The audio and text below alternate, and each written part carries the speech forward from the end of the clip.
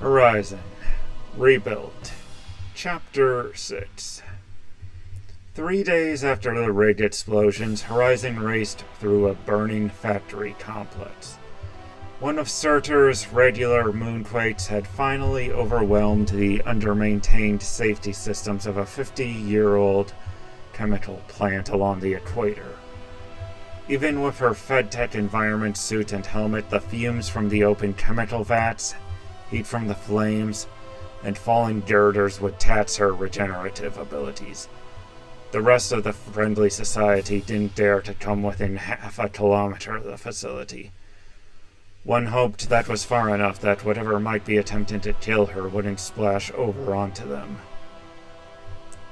Horizon leapt over a falling beam blocking her path, glowing red with heat from the fires, and landed on a still intact wall.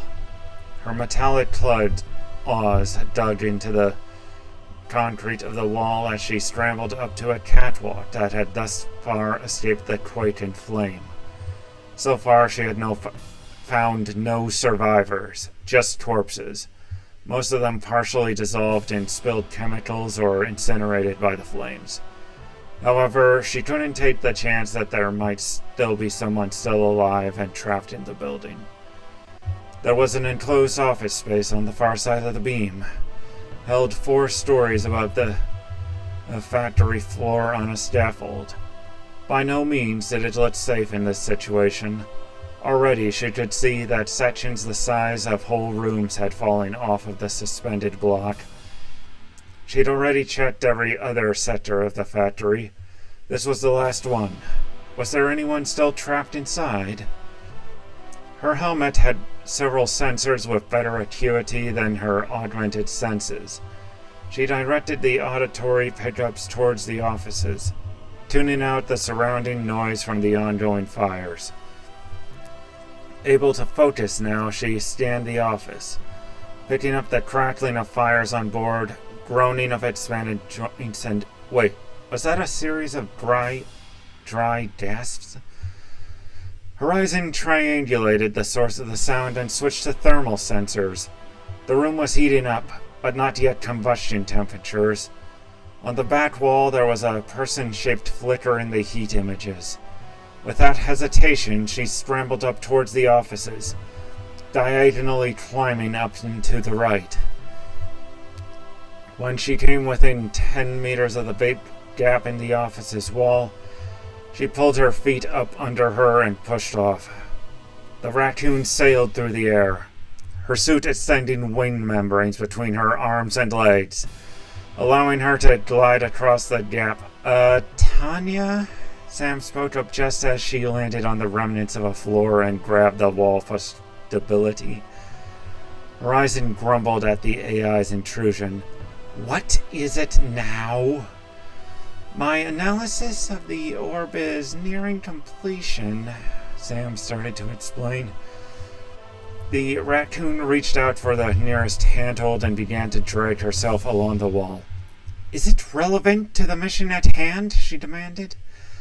Possibly, the AI started. Well, if it's not going to explode, Horizon retorted, pulling herself over to a locked door. I don't need to hear about it until we're back to base. She pulled a fist back and punched straight through the locking mechanism. As she yanked the door open, she saw the tableau inside. She saw a rodent with light tan fur. At first she thought he was a mouse, but his head was more rounded, more like a vole. Laying on the floor with both legs twisted at angles she recognized from too much personal experience as broken. He didn't move to her perception, but she picked up shallow breaths just slightly too fast to indicate unconsciousness. Horizon started to carefully inch her way into the room. Hello, Horizon called out as she tested the floor with her feet.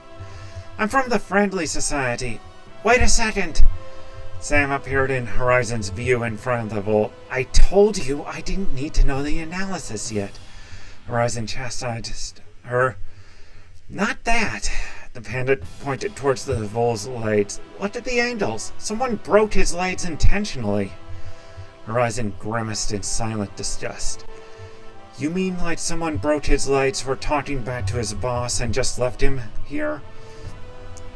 Maybe, but Sam trailed off as Horizon took one step forward, and time slowed. A small box on a desk just 3 meters to the Vol's right let out a massive burst of heat, followed milliseconds later by a visible bout of flame and shrapnel. 1,000 little aerodynamic darts flew towards the post-human raccoon, whose augmented reflexes weren't quite enough to dodge or throw her arms up to block in time. As she dropped to the floor, razor-sharp blades cut into her half-raised arms, legs, and helmet. I guess he was bait. Sam picked back up. She appeared to examine the exploded box on the heavily damaged desk. An anti-personnel mine. I guess someone really is trying to kill us. You think? Horizon thought as she pulled a dart out of the semi-hardened shell of her helmet.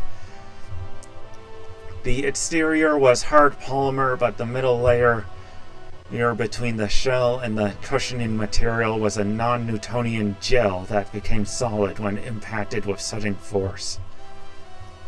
One of the few technologies that her implants had shared with the friendlies, if only because it was so basic that it seemed strange that the TRA system had lost it.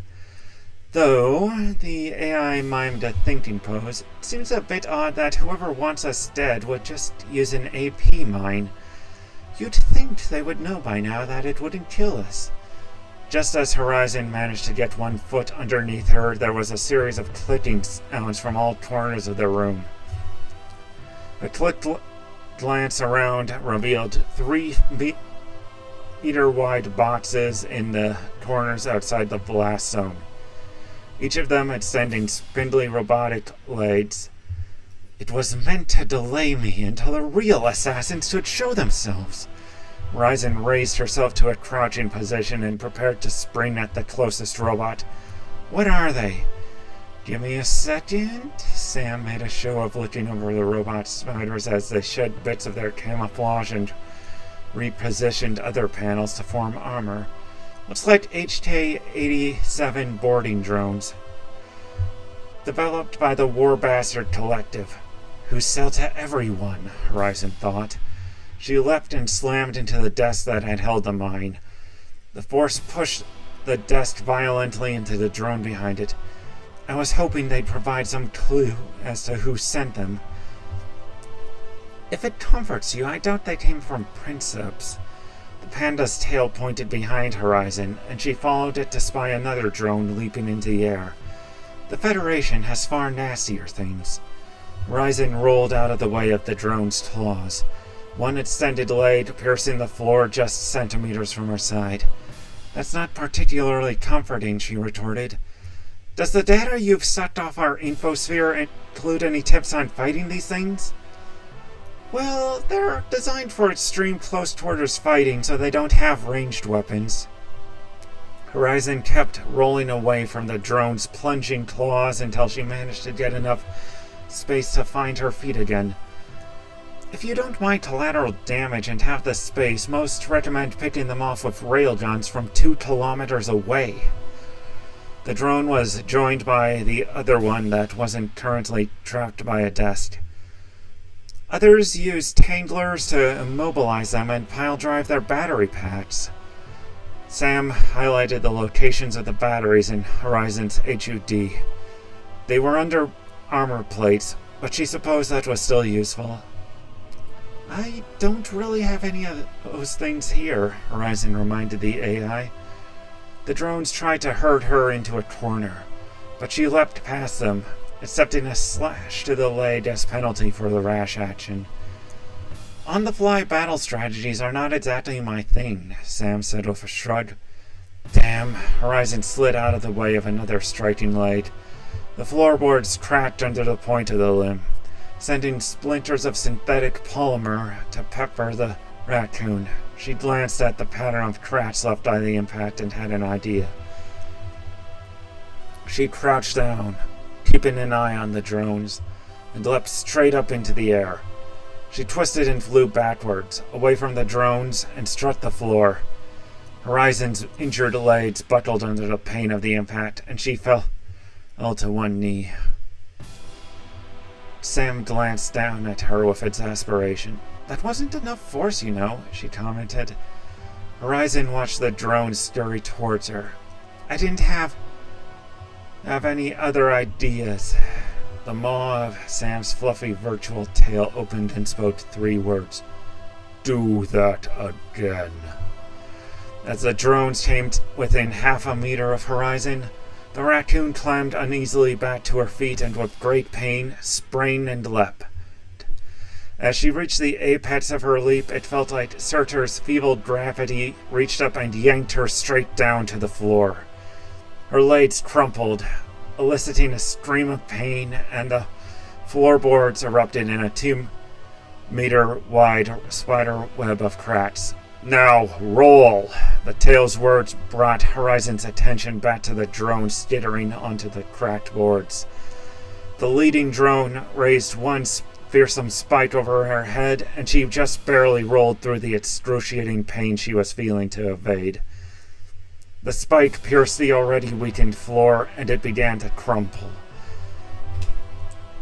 The drone sank into the collapsing floor as Horizon continued to roll away. She felt the boards fall away beneath her, even as her twisted legs screamed in agony. An eternity later, she met the wall and dared to look. One of the drones was gone. The other scrambled to maintain balance on the edge of the hole. Horizon quickly evaluated the condition of her legs and sighed.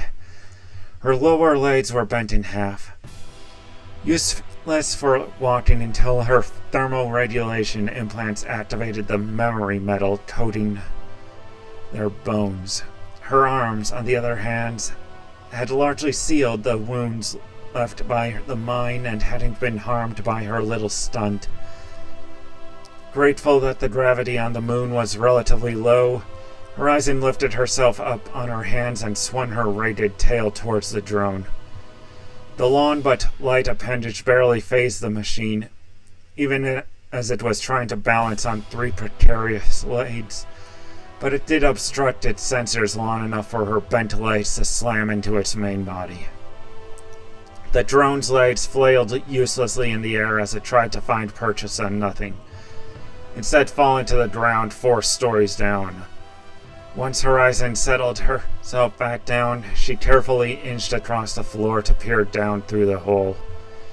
The drone flipped itself over, barely showing a dent, and scurried off out of sight.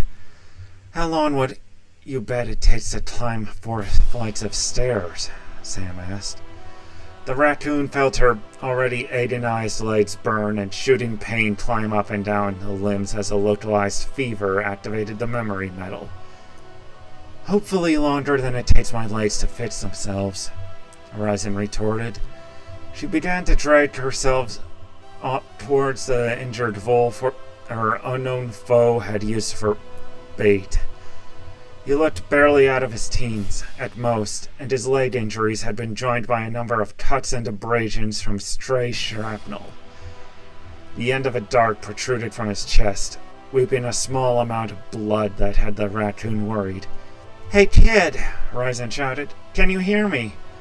The vole's eyes opened a crack, and he made a faint gurgling sound. Horizon reached a comforting hand for him and felt his chest. His heartbeat was slow but steady. "Just hang on a bit longer. I'll get you to safety."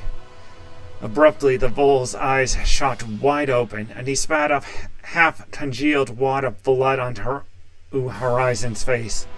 "Look out!" he gasped. She turned just in time to spot the overlooked 3rd drone's leg as it descended straight towards her face.